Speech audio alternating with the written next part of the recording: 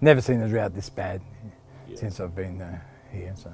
At a time like this, you sort of pay more attention to the person than the livestock, I suppose.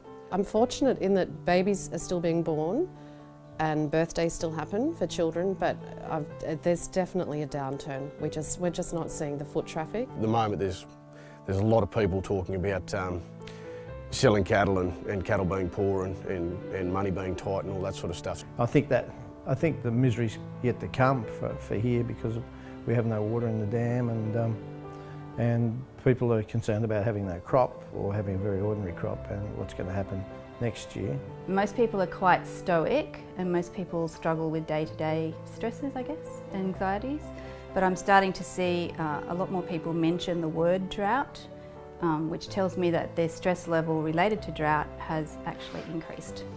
There's been at least a 20 to probably 40% downturn in sales in most businesses in town.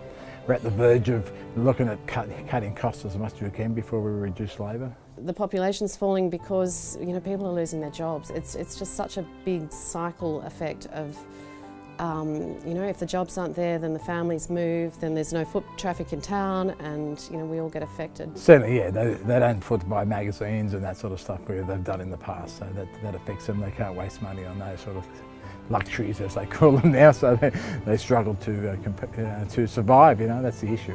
The drought is real, yes. The way that the social media and media may be portraying it, I think lots of farmers that I speak to think that it's been mismanaged as a fact that it looks more like cruelty to animals than a drought and issues that 99.9% of the farmers will never let happen on their farm. That's our country, droughts and flooding rains. I mean, it's been like that for 250 years since white settlement.